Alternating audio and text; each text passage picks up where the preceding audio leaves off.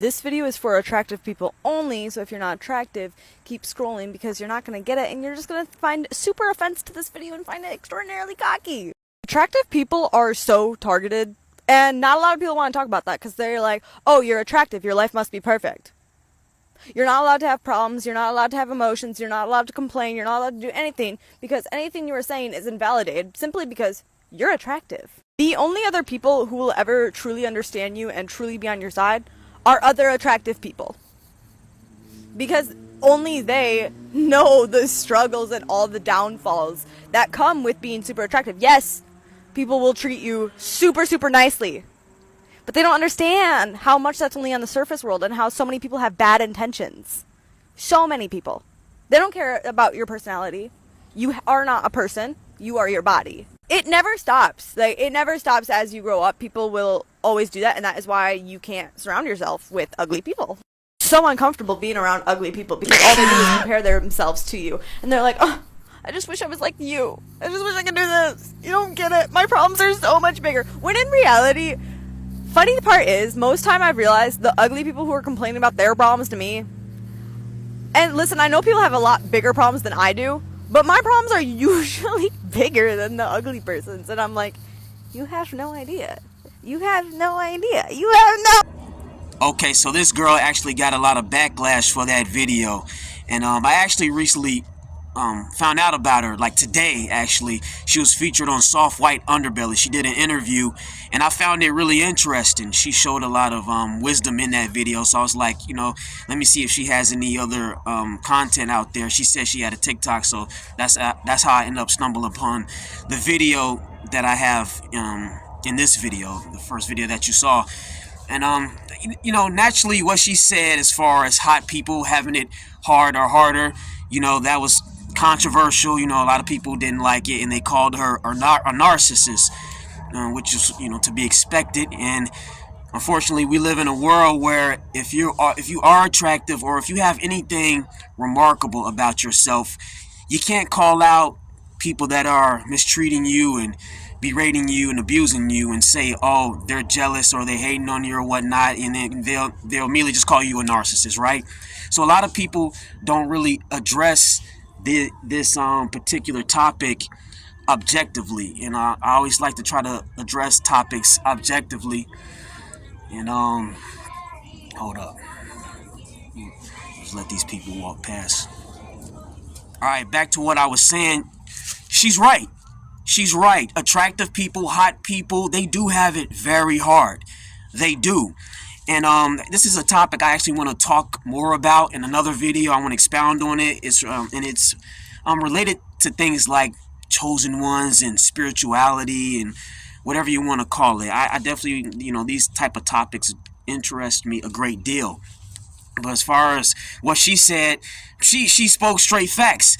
And just to add some nuance to the situation, here's how I look at it. If you fall on either side of the spectrum, like the extreme side, whether you're very attractive or very ugly or unattractive, you're going to have it very hard. That's how I look at it. Ideally, you want to fall somewhere in the middle, because the middle ground, that's where the majority lies. Now, recently, I made a video about how you should avoid normal people. And I stand by that. But that was more so within the context of building relationships.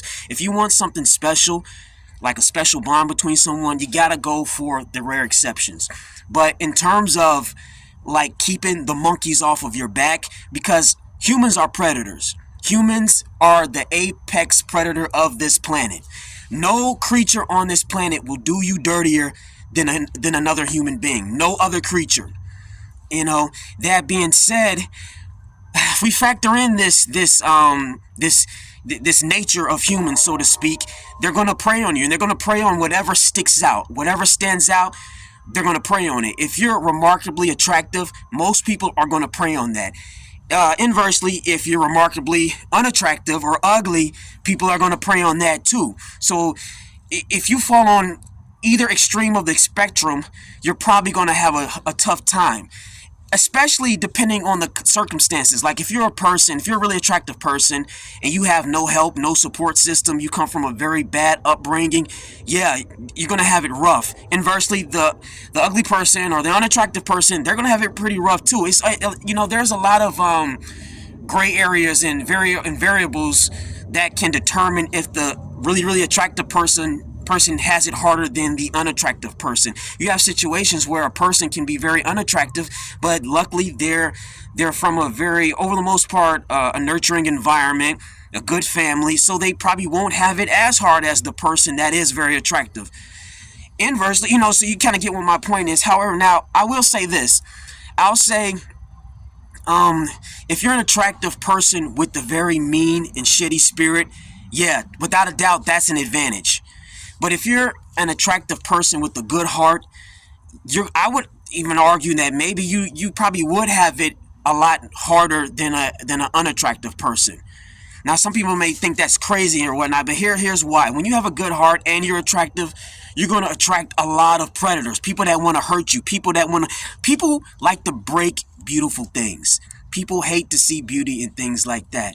Whereas if you're an unattractive person, there's a better chance that you can slide under the radar, so to speak.